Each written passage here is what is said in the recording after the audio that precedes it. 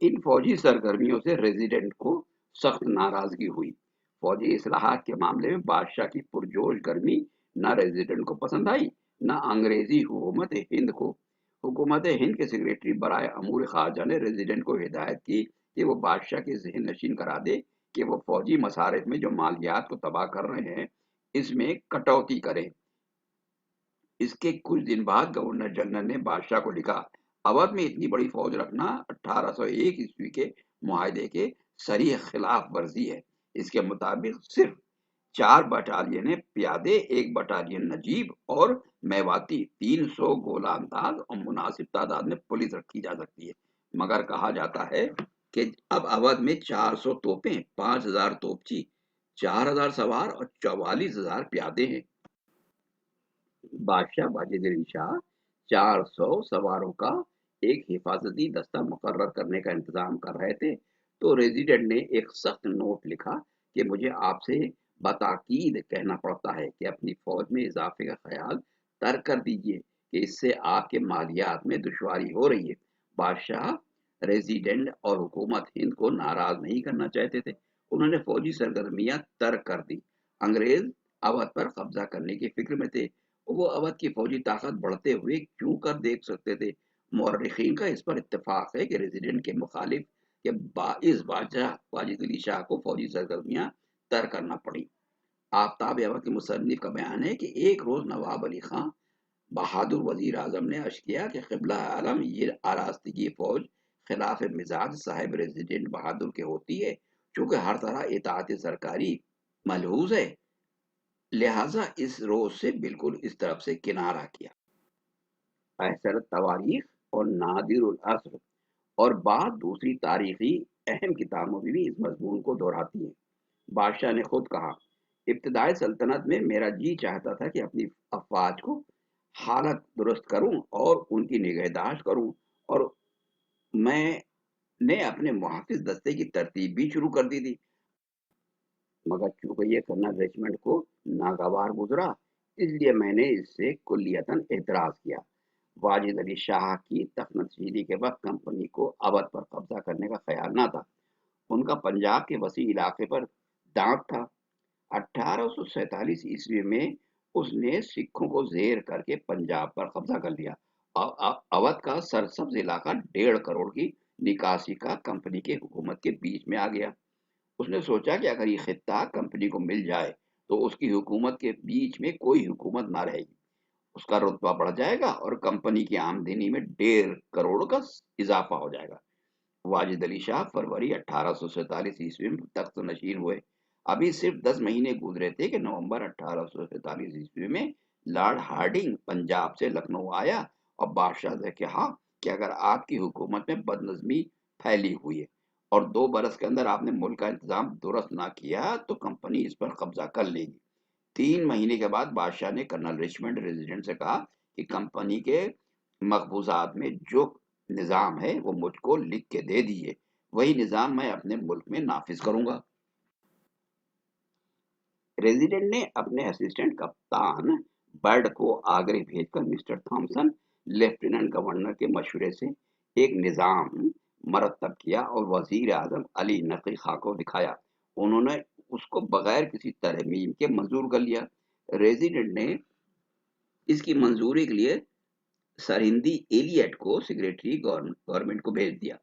1848 ईस्वी में Lord Hardinge London चला गया। डलहौजी जो पहले से आ चुका था गवर्नर जनरल हुआ। वो निज़ाम जो कर्नल बर्ड और लेफ्टिनेंट गवर्नर थॉमसन के मशवरे से बनाया था और अली नई खान ने मंजूर कर लिया था, इसके सामने मंजूरी के लिए पेश हुआ। उसने इसको नामंजूर कर दिया। अवध पर कब्जे का मंसूबा बनाया। कर्नल स्लेमन अंग्रेजी हकाम में ठगों और डाकुओं को गिरफ्तार करके एक कारगुजार अफसर की हैसियत से शोहरत हासिल कर चुका था। डलहौजी ने इसको लिखा, मकाम गवर्नमेंट हाउस, तारीख 11 सितंबर 1841 ईस्वी। मेरे प्यारे सुलेमान, अब मैं अब ऐसे निज़ाम की तजवीज़ पेश करता हूँ जो न सिर्फ आपकी तबीयत के मुवाफ़िक़ होगी बल्कि आपकी खिदमात को कंपनी के लिए मुफीद साबित करेगी। गवर्नर जनरल लॉर्ड हार्डिंग ने जो खत अक्टूबर 1847 ईस्वी में शाह اودھ کو لکھا تھا، اس میں بتا دیا تھا کہ اگر 2 برس کے اندر انہوں نے سلطنت کی حالت درست نہ کی تو انتظام سلطنت ان کی طرف سے برٹش گورنمنٹ نے اپنے ہاتھ میں لے لے گی۔ اس کے بہت امید ہے کہ اکتوبر 1849 تک کوئی اصلاح ہو سکے۔ ایک وسیع زرخیز اور مظلوم ملک کے داخلی نظم و نسق کا اثر نو درست کیا جانا ضروری ہے۔ اس افسر کا کام ہے جس کے سپرد یہ خدمت کی جائے، یہ باوجود دقت طلب ہونے کے نہایت ہی اعلیٰ فریضہ ہے، اور گورنمنٹ نے ایک بہترین افسر کو اس کام کے لیے منتخب کیا ہے۔ میں اس کو لکھنؤ ریزیڈنٹ کے عہدے کی پیشکش کرتا ہوں، خاص طور سے ان عظیم تبدیلیوں کے پیش نظر جو ہونے والی ہیں۔ آپ کا صادق ڈلہوزی۔ 11 جنوری کو سلیمان ریزیڈنٹ ہو کے لکھنؤ آیا۔ اس وقت بادشاہ امراض دماغی اور قلبی میں مبتلا تھے۔ طبیبوں نے حکومت کے کاموں سے روک دیا تھا۔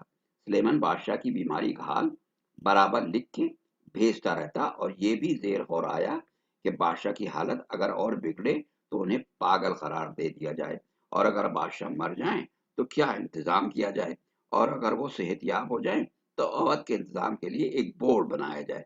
سلیمان چاہتا تھا کہ بورڈ بنا دیا جائے جس کا صدر میں ہوں، اس طرح اودھ کا مقتدر اعلیٰ بن جاؤں۔ ابھی کوئی فیصلہ نہیں ہوا تھا کہ ڈلہوزی نے دوسری جنگ برما چھیڑ دی اور اودھ کی طرف سے اس کی توجہ ہٹ گئی۔ اس عرصے میں 2 برس کے بعد بادشاہ کو صحت ہو گئی اور انہوں نے انتظام سلطنت اپنے ہاتھ میں لے لیا،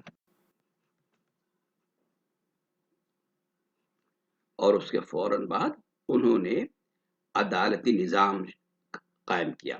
61 عدالتیں قائم کی، ان پر مفتی مقرر کیے۔ عدالتوں کے ماتحت 72 یعنی 72 امین تھے جو معاملات کی تحقیقات اور فیصلوں میں مدد کرتے تھے۔ کوئی مقدمے میں خلاف انصاف فیصلہ نہ ہونے پائے۔ انصاف میں یہ اہتمام کسی زمانے میں دنیا میں کہیں نہ تھا۔ خاص لکھنؤ میں کئی عدالتیں قائم تھیں۔ آٹرم نے اپنی رپورٹ میں لکھا ہے، عدالت عالیہ سب سے بڑی عدالت ہے جو سلطان العلماء مجتہد العصر کی ہے۔ دیوانی کی تمام عدالتیں سلطان العلماء کے بڑے بیٹے محمد باقر منصف الدولہ کے ماتحتی میں ہیں۔ عدالت شاہی میں بادشاہ کی ہے مگر ان کے نمائندے نجم الدولہ فیصلہ کرتے ہیں۔ عدالت دیوانی وزیر اور سلطنت کے ذمے ہے مگر ان کی جانب سے وزیر خاں کام کرتے ہیں۔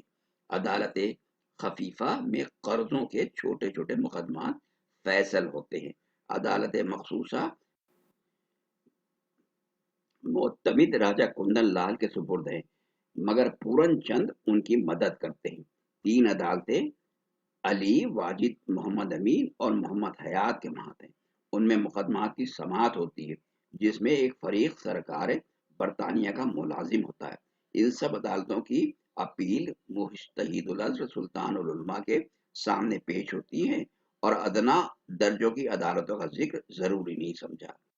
اسی وقت کی ایک اور کتاب میں درج ہے کہ قاضیوں کا ایک مخصوص عملہ تھا جن کے سربراہ عمدۃ العلماء مولانا سید محمد ہادی سلطان العلماء کے بھتیجے تھے۔ انہوں نے سنی، شیعہ اور ہندو مفتی قاضی مقرر کیے تھے جو اپنے فرقے کے مذہب کے مطابق فیصلہ کرتے تھے۔ اتنا مستحکم اور شاندار انتظام واجد علی شاہ کے دور حکومت میں تھا۔ اسی کے علاوہ محکمہ اخبار بھی تھا۔ ایک سپرنٹینڈنٹ کی نگرانی میں اخبار نویس تھے جو مختلف محکموں کی کارکردگی اور حکام کے نیک و بد کی اطلاع دربار میں پہنچاتے تھے۔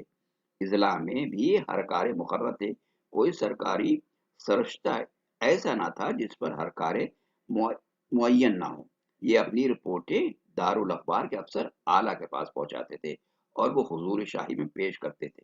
اس طرح ملک کے چپے چپے سے بادشاہ باخبر رہتے تھے۔ ان اخبار نویسوں کی تعداد 600 تھی جو اہم خبریں براہ راست فوراً بادشاہ تک پہنچاتے تھے۔ اس کے علاوہ تمام نظامتوں، تحصیلوں اور تھانوں سے روزنامچوں کی نقلیں دفتر اعلیٰ میں پہنچتی تھی اور وزیر کے سامنے پیش ہوتی تھی، اور وہ سزاؤں اور صلح ناموں کو تحقیقات کے لیے اپنے نائبوں کے پاس بھیج دیتے۔ کسی قسم کے مقدمے کی سماعت کی فیس نہ تھی، نہ کسی جرم کا کوئی جرمانہ تھا۔ پولیس کا محکمہ ہر نظامت میں پولیس ناظم के मातहत थी। लखनऊ में पुलिस कोतवाल शहर के मातहत था। पुलिस का काम सिर्फ मुजरिमों की गिरफ्तारी ही ना था, बल्कि वो तहकीकात के बाद सजा भी दे सकती थी। एक सरहदी पुलिस भी थी, जिसमें 700 सिपाही और 150 सवार थे। इनका काम उन चोरों और ठगों को गिरफ्तार करना था जो वारदात करके अंग्रेजी अमलदारी में भाग जाते थे, या अंग्रेजी अमलदारी में वारदात करके अवध में भाग आते थे। पुलिस का ये शोबा अपनी आला कारकर्दगी का में बहुत मुस्तैद और बहुत मशहूर था। महासिल यानी टैक्सेस की वसूली, मुल्क अमानी कर दिया गया था। हर माह की 13 तारीख को मालिया की किस्त जमा होती थी और एहलकारों की काहली बर्दाश्त नहीं की जाती थी।